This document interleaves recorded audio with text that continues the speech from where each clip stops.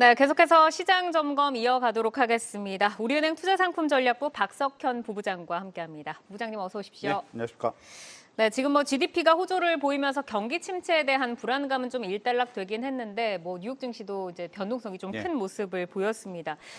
빅테크를 팔고 중소형주로 이동하는 움직임도 포착되고 있다라는 언급도 있더라고요. 지금 시장 분위기에 대해서 어떤 뷰로 좀 보고 계실지 분석 먼저 들어볼까요?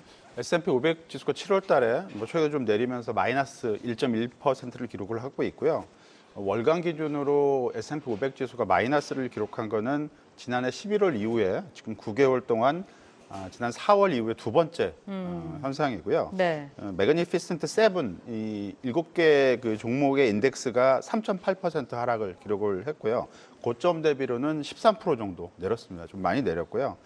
반면에 이제 7개 종목을 제외한 나머지 S&P 500 지수의 그 가격은 플러스 0.8을 기록을 하고 있습니다. 별로 안 떨어졌죠? 그러네요. 약간의 어떤 강보합을 기록을 하고 있고요. 러셀 2000 지수, 그러니까 미국의 대표적인 이제 소형주 업종 지수인데 소폭 조정에 그치고 있고 고점 대비로는 한 1에서 2% 정도 내리는 것 같고요.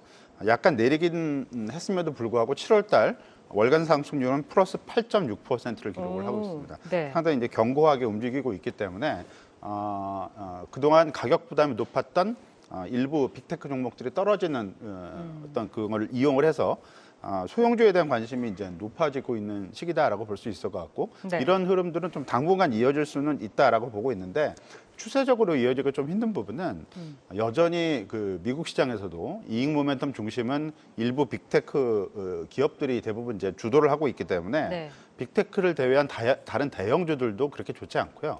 중소형주 역시 다른 대형주들보다 조금 더 떨어지는 흐름을 보이고 있기 때문에 이익 모멘텀 측면에서는 추세적으로 중소형주가 시세를 내기는 좀 어렵지 않을까라고 보여지고 지금 현재로는 틈새 시장 차원 정도로 접근을 하는 게 좀 좋지 않을까라고 보고 있습니다. 그러니까 빅테크가 지금 잠깐 쉬어갈 때 중소형주 정도에서 기회를 찾을 수 있는 대안은 될 수 있지만 추세적으로는 빅테크로 다시 가야 되는 그 방향성을 좀 짚어주셨는데 어제 엔비디아의 흔들림이 굉장히 좀 인상적이더라고요. 7%까지 빠졌다가 양전을 했다가 다시 밀리면서 거래를 마치긴 했는데 그래도 좀 받쳐내려는 움직임이 꽤 나왔던 것 같습니다. 이 빅테크 쪽에서 어떤 기회를 좀 찾을 수 있을지 앞으로 이 전망이 기간이다, 기간 조정이다 이렇게 나오거든요. 어느 쪽으로 좀 보세요? 일단은 그 일시적이지 않고 조금 더 이어질 수는 있겠죠. 워낙 많이 떨어졌기 때문에 바로 회복하기는 좀 어려워 보이고요. 다만 이게 이제 기술적 조정인지 아마 이게 추세적 어떤 조정으로 가는 건지 여기가 이제 약간 좀 선택하기 좀 어려운 부분이긴 한데 다음 주에 발표될 미국 빅테크 기업들의 실적이 상당히 중요할 것 같고요. 왜냐하면 이번 주에 미국 시장에 상당히 민감해진 이유 중에 하나가 알파벳 실적이 발표가 되고 이게 이제 약간 도화선이 됐다라고 볼 수 있을 것 같은데 그 알파벳 실적은 실적 자체는 상당히 좋았습니다. 근데 약간 시장에서 우려한 부분은 자본 지출이 상당히 많이 늘어나는데 수익성이 둔화되고 있다라고 얘기를 했습니다. 근데 그 AI 산업에서 다른 기업들한테 돈을 이렇게 뿌리는 기업은 많지가 않습니다. 몇 개 기업이 뿌려요. 그러니까 알파벳 같은 경우가 이제 직접적으로 AI 산업을 창출해 나가는 기업이라고 볼 수 있는데 이런 기업이 자본 지출이 계속 늘어줘야 되는데 수익성이 둔화가 되면 자본 지출이 약간 줄어들진 않더라도 속도 조절에 들어갈 가능성이 있는 것이고요. 이런 부분을 시장이 좀 우려를 한 게 아닌가라고 볼 수 있을 것 같습니다. 반도체 산업도 여기에 직접적으로 이제 연동이 될 수밖에 없는 거고요.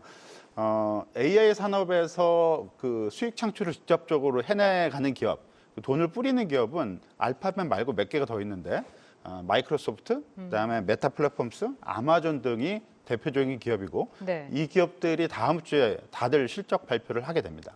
따라서 다음 주가 애플도 물론 중요하겠지만 이 AI 산업과 직접적인 관련을 맺고 있는 특히 자본 지출을 담당하는 기업들의 실적 그리고 이들 기업들의 향후의 어떤 수익성 이런 부분들이 좀 중요할 것 같고요.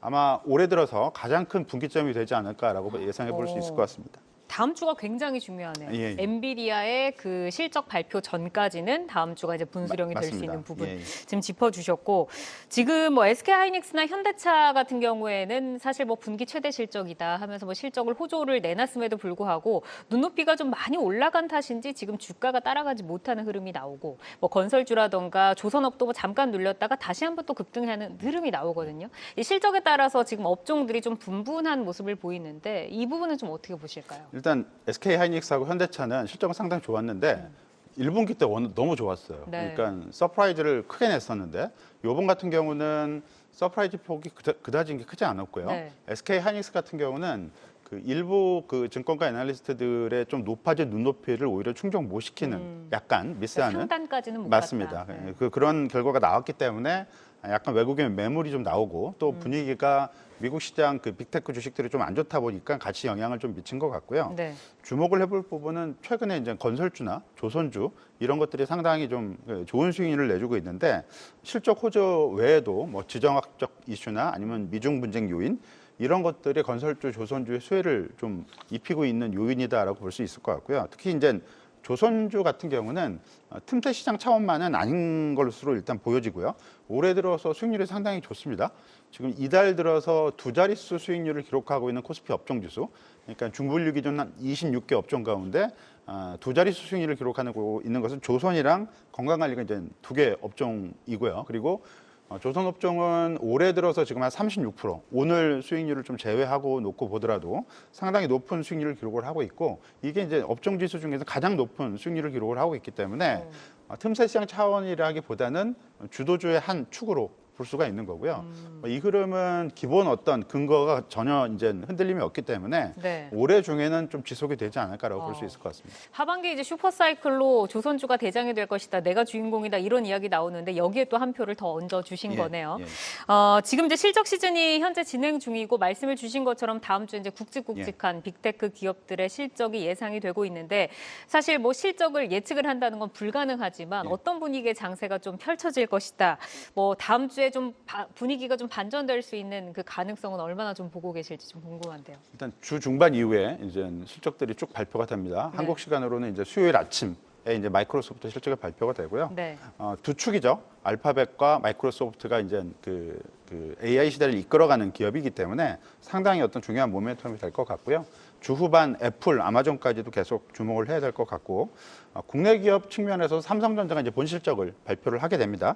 삼성전자 본실적은 잠정 실적이 발표가 됐기 때문에 일단 영향력은 좀 적을 수가 있겠지만 부분별로 어떤 실적을 기록했는지, 그리고 삼성전자가 향후 사업 업황에 대해서 어떻게 생각하고 있는지를 확인해보는 자리가 될 수 있을 것 같기 때문에 이 부분도 좀 주목을 해야 될 것 같고요.